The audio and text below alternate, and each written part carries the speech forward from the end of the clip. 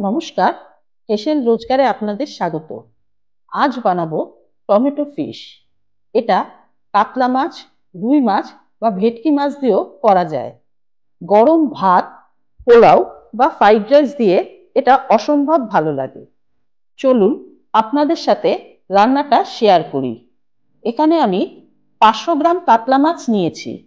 মাছগুলোতে সামান্য নুন, 1 টিস্পুন বেসন আর সামান্য লেবুর রস দেব। এগুলো মাছের গায়ে ভালো করে মাখাতে হবে, এতে মাছের যে গন্ধটা থাকে সেটা আর থাকবে না। ভালো করে মেখে জল দিয়ে ধুয়ে নেব। তারপর মাছগুলোতে 1 টিস্পুন ধনে গুঁড়ো, 1 টিস্পুন জিরা গুঁড়ো, 1 টিস্পুন লঙ্কা গুঁড়ো আর সামান্য লেবু দিয়ে ভালো করে মেখে নিতে হবে। তারপর 10 থেকে 15 মিনিট মাছটাকে রেখে দেব।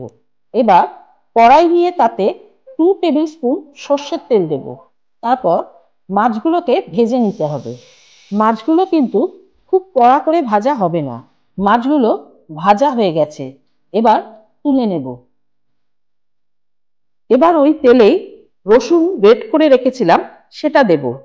এখানে আমি 4 থেকে 5টা রসুন গ্রেট করে রেখেছি।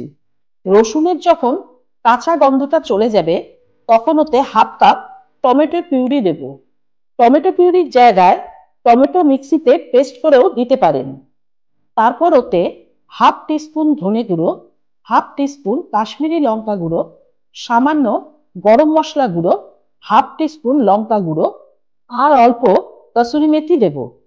এবার মশলাটাকে ভালো করে কষাতে হবে। মশলাটা ভালোভাবে কষানো হয়ে গেছে, এবার পরিমাণ মতন জল দিতে হবে। তারপর স্বাদ মতন নুন দেব। ঝোলটা যখন ফুটে উঠবে তখন এতে ভাজা মাছগুলো দিয়ে দেব।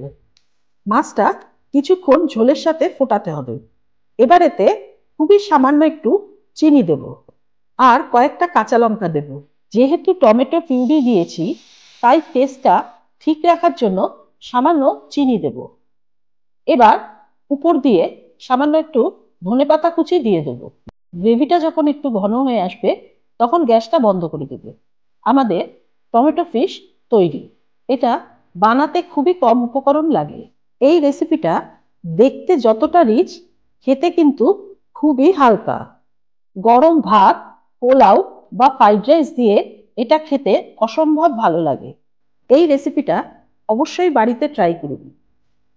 রেসিপিটা যদি ভালো লাগে প্লিজ সাবস্ক্রাইব করুন আর কমেন্ট করে জানান কেমন লাগলো।